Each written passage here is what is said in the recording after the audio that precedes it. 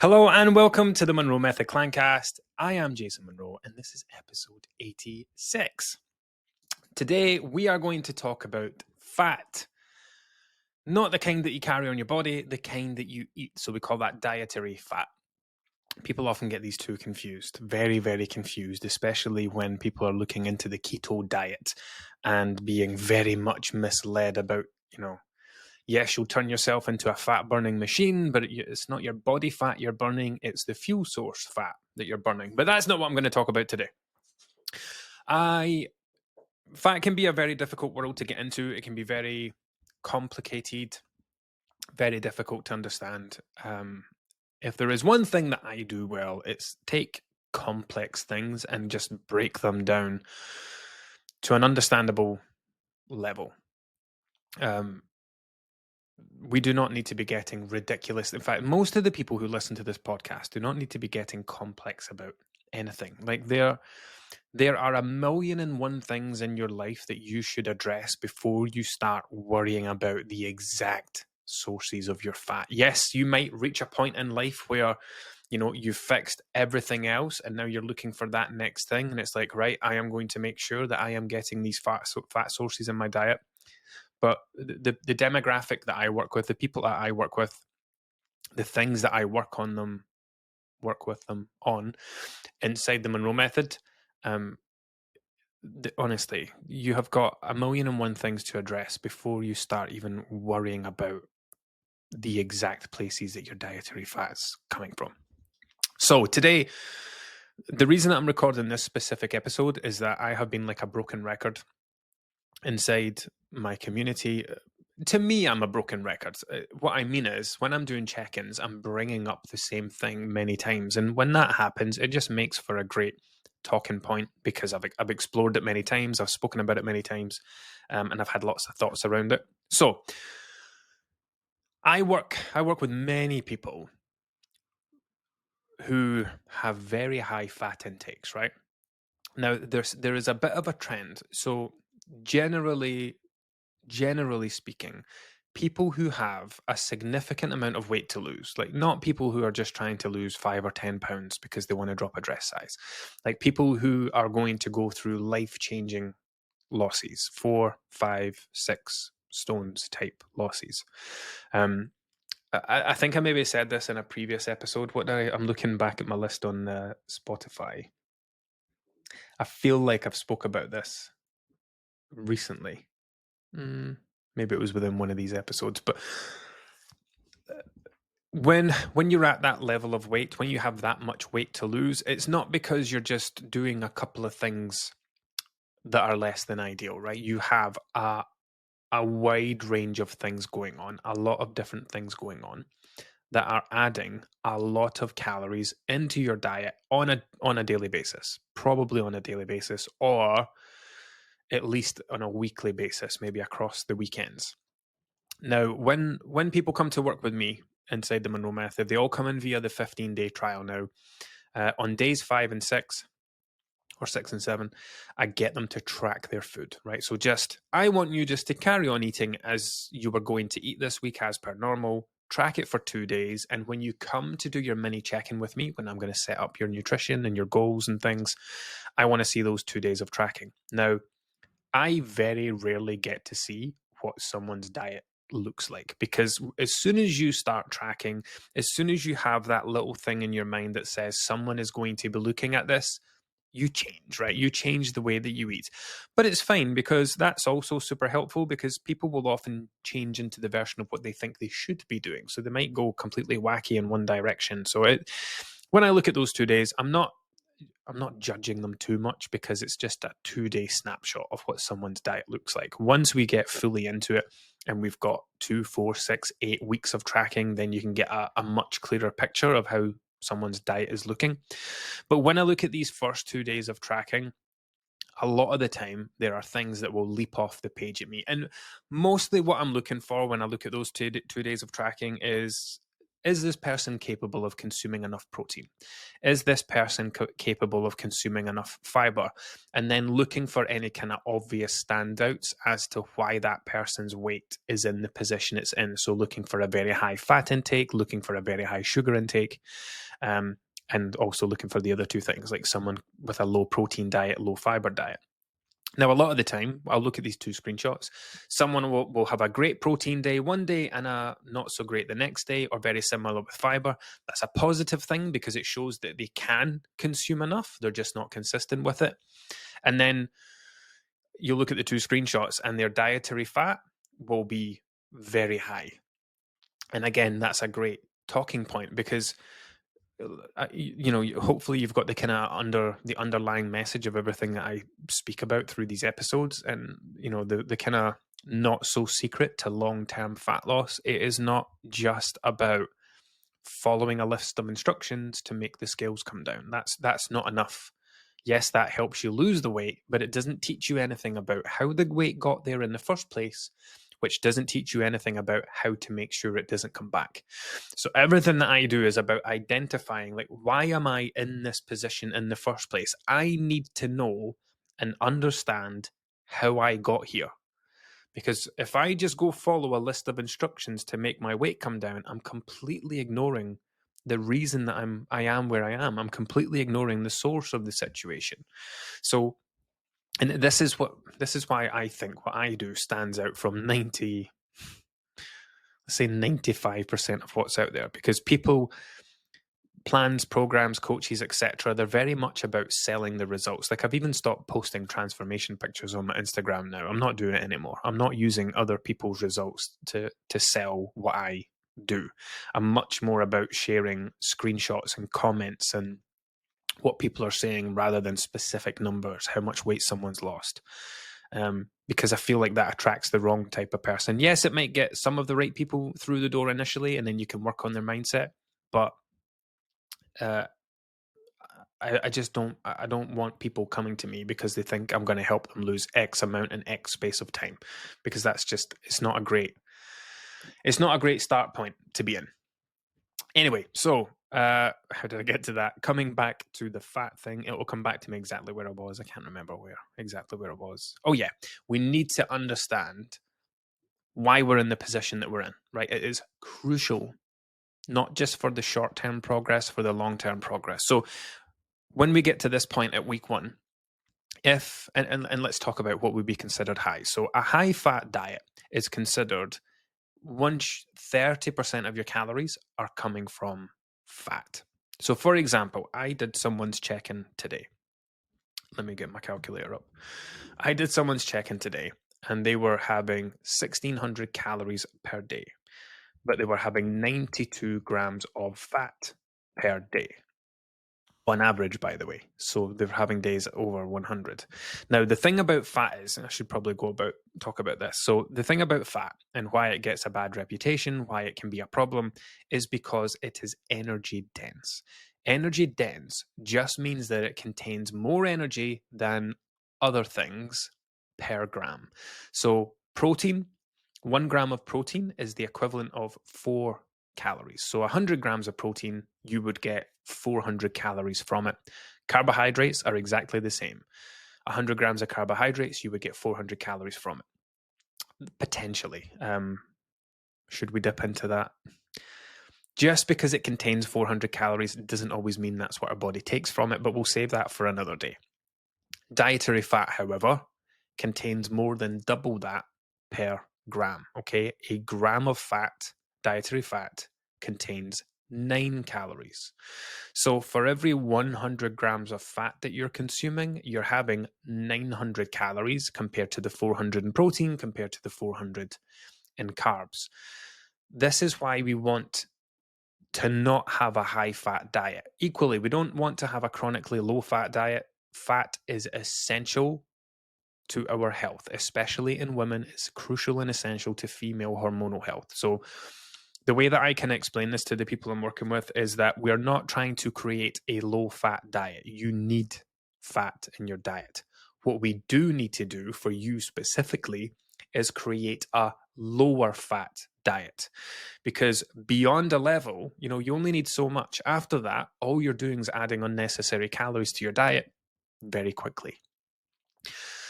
So, for example, coming back to the person that I looked at today, so they were having around 1,600 calories per day. Their average fat was 92 grams, 828 calories. So, in that instance, more than 50% of their calories was coming from fat. Now, whether your fat intake is high or not isn't determined by the number, right? Just because she was having 92 grams of fat, that doesn't mean that our fat intake is high. It's more to do with if a person has 1,600 calories in a day and 92 grams of that comes from fat, that's high because more than 50% of those calories was coming from dietary fat.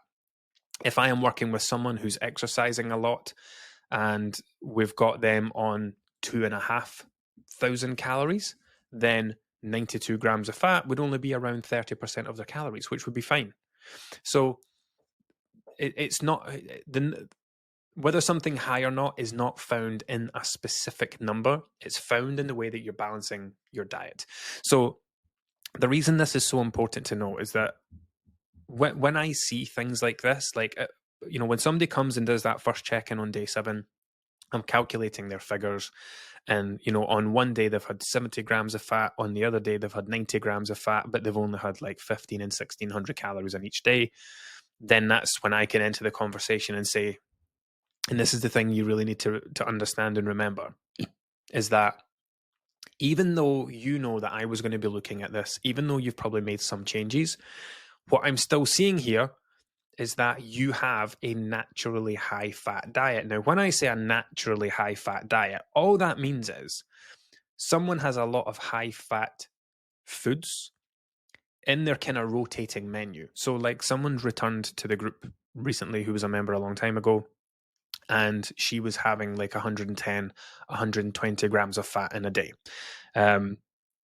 She is carrying a higher level of body weight, and we had this conversation, and it's similar to the conversation that we had when she was here a few years ago. This is something that's really going to have to change because, like I said, we need to understand where the weights come from. We need to understand why we're in the position that we're in. Why am I, and this is what I touched on in a couple of episodes ago, like, why am I living like an 18 stone version of myself, a 16 stone version of myself, a 19 stone version of myself? Like, that weight has come from somewhere. There is some area of my diet where I am quite drastically over consuming to lead my weight to that level. Now, there are going to be many different things impacting this, right? It's not just going to be the fat in your diet. But I wanted to talk about this today because it will be a factor in many people's diet. Like I said, this person that's consuming 110, 120 grams of fat in a day, way over 1,000 calories per day just from their fat, way more than 50% of their calories. And the thing with it is, like I said, fat is energy dense. Like, go and grate 30 grams of cheese. Now, and look at it, right? It's not a lot. Or even cut a 30-gram block of cheese off of a block of cheese, right? It is not a lot. I mean, I don't even know off the top of my head what the calories are. Let's check, shall we? With 30 grams of cheese, very randomly, just go the first one that came up on Google. 30 grams of cheese contains 100 and... Sorry, where is it? Oh, that's the 100-gram one, sorry. 30 grams of cheese contains 121 calories and around 10 grams of fat. So 121 calories and 10 grams of fat. 10 grams of fat is 90 calories. So the majority of the calories in that piece of cheese is just coming from the fat. It's the reason that a whole block of, let's say you buy a 300-gram block of cheese, it would have about 1,200 calories in it. It does not, when it's a high-fat food, just a 300 block of cheese, 1,200 calories in that single block of cheese. You don't get a lot of food for your calories when the foods are very high in fat. So this person that I spoke to recently, she's like, oh, I eat a lot of cooked meats. She eats a lot of bacon for breakfast, sausage for breakfast, link sausages. If you ever look at the fat in link sausages, it'll blow your mind per sausage. Then everything else that she eats in a day. So it's not going to come down to a single food. And this is the important thing to remember. To get to 100 plus grams of fat in a day, you're consuming fat from various different sources. So you might be eating a lot of mayonnaise, a lot of oils in cooking, using a lot of butter, eating cheese, full fat yogurts, eating a lot of chocolate, anything that's kind of high in fat. And I mean, this is another thing. I had a conversation with a friend of mine a while back now, who we've never spoken about dieting. We've never really spoken about nutrition or what I do or anything like that. He's never mentioned his weight or his health, but he brought it up one day and said, I am trying to lose weight and it's not happening. And I don't understand it. And then he started going on about fat, because whoever he was listening to on Instagram spoke about healthy fats, and they were banging on about nuts and avocados and olive oil and cheese and all this stuff, eggs. And I was like, okay, well, tell me what you had for breakfast. He's like, well, I had a salmon fillet with, some smoked salmon with 6 scrambled eggs, an avocado, some cheese through the scrambled eggs, cooked it all in olive oil, and he had it with a bagel with butter. So I just whipped out my phone and I went into MyFitnessPal, and I very roughly plugged all that into MyFitnessPal.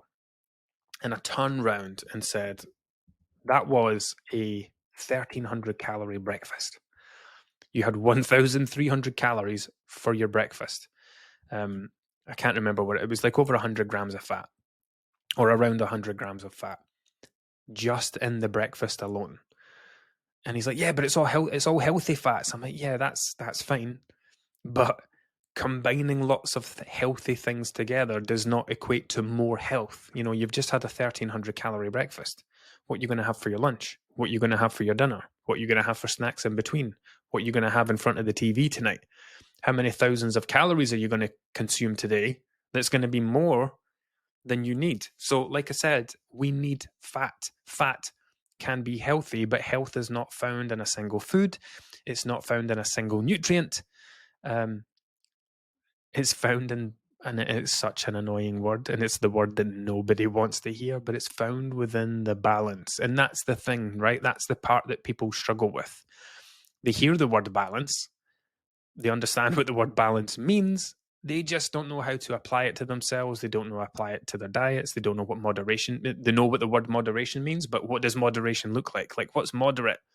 How do I balance this? What's balance? What's moderation? So this is what I work on a lot with the guys that I work with. And the fat intake thing, so like the conversation that I just had like 10 minutes ago when I finished up that check-in was, when I am doing people's check-ins, right, my mind is not just on what you've done this last couple of weeks, right? I'm analyzing the things that the person's saying. I'm looking at their language. I'm looking at the things that they're doing with their diet. And then I'm projecting that 2, 3, 5 years into the future. If I leave this person with this thought, with this belief, will that help them or hinder them 5 years from now? If this person continues consuming this level of fat in 3 to 5 years, will this be helping them or hindering them? So the conversation that we kind of have to have at those times is, this level of fat that you're consuming now, this is where your diet has just landed. It's where you've naturally found yourself. You're having sausages, eggs, and bacon for breakfast. You're having, I don't know, a cheese toasty for lunch, and then you're having a chicken tikka korma. No, that is a thing. You're having a chicken tikka korma for dinner, and you're having 130 grams of fat in a day, and you're having 3,000 calories a day when you only need 2,200. The fastest way to reduce the calories in your diet, and you should only do this if you are consuming a lot of fat, is to reduce the fat in your diet. If you're already consuming a moderate level of fat, right? If 20 to 30% of the calories in your diet is coming from fat, then you're fine. Don't go reducing your fat. You're going to have to reduce somewhere else. You're eating too many carbs somewhere, too many processed carbs probably, because your fat's fine if you're in that 20 to 30% range. But with people who have weight to lose, who are consuming a lot of fat, the first place they want to start looking is the way that they're eating fat. And listen, like I said, it could be that you have lots of healthy fats in your diet. You could be having avocado and whatever and salmon for breakfast. You could be having a walnut salad for lunch. You could be having some kind of oily fish and whatever for dinner. And that, on paper, that sounds great. Look at all this healthy food I'm eating. But more health does not equate to more health. You could be combining. And you know what? I just remembered this. Like, we used to see this a lot with, like, it's not as popular anymore. But there was a period of time, probably 2018, 2019, when I kind of first started doing this. Even into 2020, when he became a bit more popular again. But Joe Wicks, the body coach, his thing that he ran, the 90-day SSS. I've never really knew what SSS stood for. But I had all these people coming in to work with me and, what's your diet history, blah, blah, blah. Oh, I'm a 90-day SSS graduate. And there was this wave of people who had done the body coach thing, got to the end of it. They had been following the recipes, following the meals. I actually did a few stories about this way back when. Actually tallying up the meals and showing like how high the calories were, and it was justified because people, it has a very intense exercise plan. People need to fuel and refuel, so the very intense exercise plan had a high calorie menu to go with it that was very high fat and high carb, which is fine because it matched the level of activity they were doing. But what happens a lot of the time with people who do the body coach is they get to the end of it, and it was great for the 90 days, but the level of exercise they were asked to do was unsustainable, wasn't realistic for them. It couldn't fit around their family life. It was fine when they were super motivated and had an end point of 90 days, but they couldn't keep up with that level of exercise. The problem was, during that 90 days, they had created a menu that was in line with the body coach meal plan or recipe book, whatever it was that went with it. So they stopped doing the exercise, but they kept eating the same. And they kept eating these very high fat, very high carb meals while not doing the exercise to kind of match it anymore. And they very quickly found their weight started going back up the way. And like I say, these meals were all super healthy, well balanced, etc. But more health does not equal more health, right? It was too many calories. The meals were all high fat, high carb, therefore high calorie and higher calories than the person needed.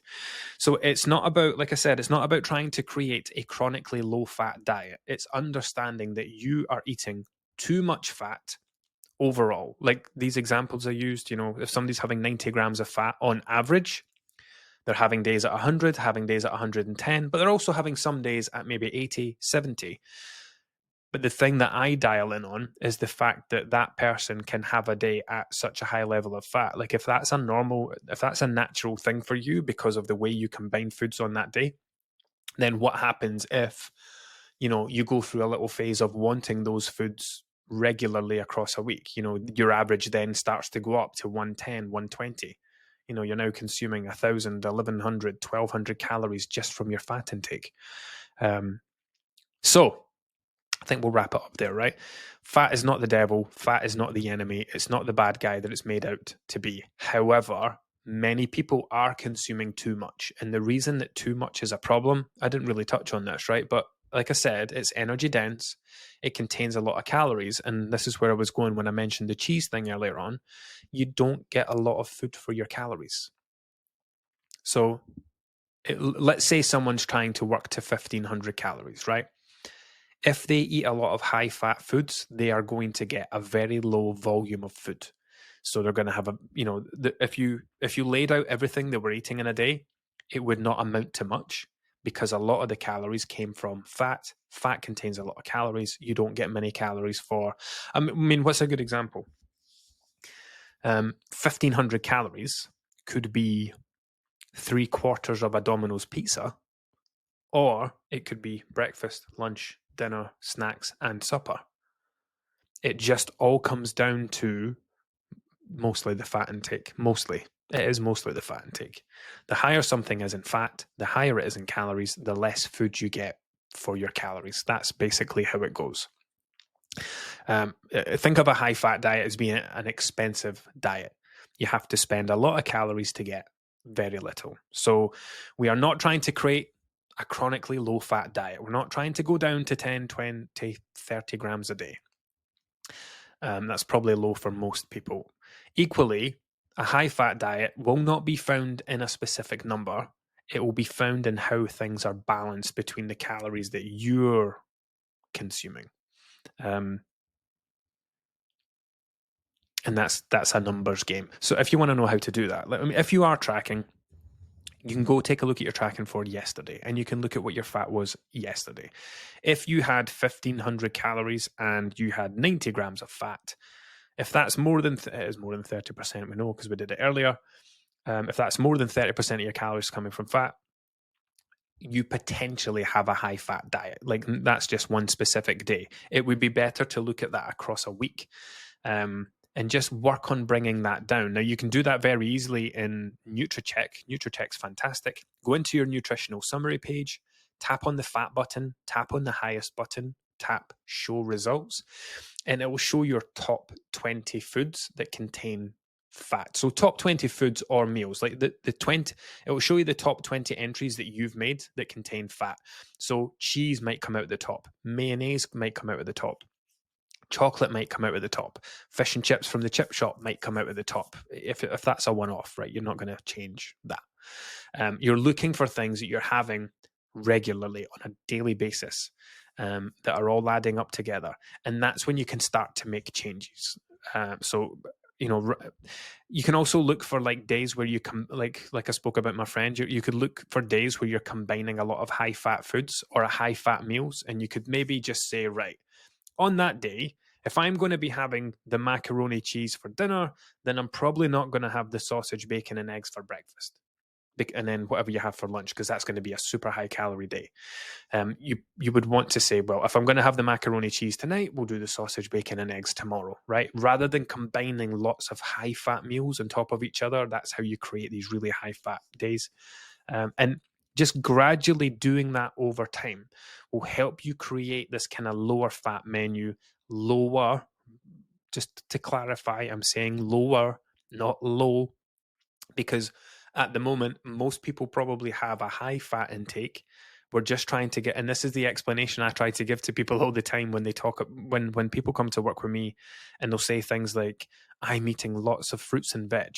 And then you'll look at your fiber intake and it's like still only 15 grams. And I'll say, I completely get that this feels like a lot to you, but please know that you are not eating a lot. Like, you're not even yet at the kind of adequate level. You still need to eat more. And it's just a language thing. If that person thinks they're doing a lot of something and a lot isn't even getting them to the minimum level that they need to remove that language, right? They need to understand that it's still not enough. Creating the idea that you're doing a lot of something can potentially be super unhelpful when you're not actually doing a lot of something. It doesn't change the fact that it feels like a lot to the person because it's more than what they're used to having. And we celebrate that, and it's a super positive thing. But from a language perspective, from a mindset perspective, if you create the idea that you're doing a lot of something, you're having to put a lot of effort into it, a lot of work into it, and it's not even getting you to like the minimum level of where you need to be, that can be a tricky thing in the long term. But yeah, when I'm working with people and they'll say like, oh, I'm eating a lot of protein or I'm eating a lot of fiber, and then you kind of look at the numbers and it's like, yeah, you feel like you're doing a lot of that, but just so you know, oh yeah, that was the thing I was saying. They think they've got, I'm following this high protein thing. And I try to explain to them, like, what we do here is not high protein. And then I'll do the calculation and say, high protein for you would be like 180 grams a day. At the moment, you're having 70 grams a day. We're trying to get you to 80. This is just adequate. We do not have a high protein approach here. We have an adequate protein approach. The problem is that most people have low protein diets. And it's the same with fat. And that's why I keep highlighting that. We're not trying to create a low-fat diet. We're trying to bring you down from a high level so that you're consuming an adequate amount, just enough. We're just trying to bring some balance to your diet. And at the moment, your calories are higher because you're losing a lot of your calories to too many high-fat foods. We just want to scale that down a bit to help you bring more balance to your diet, to help you reduce your calories, which will help you reduce your weight, not just in the short term, but long after we're done working together.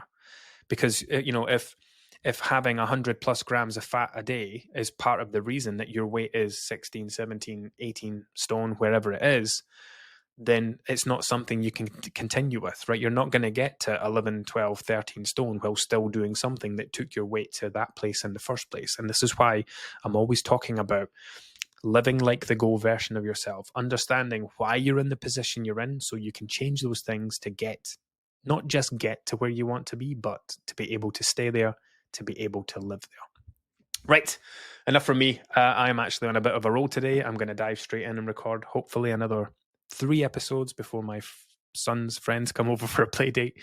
God love the summer holidays. Right, until next time.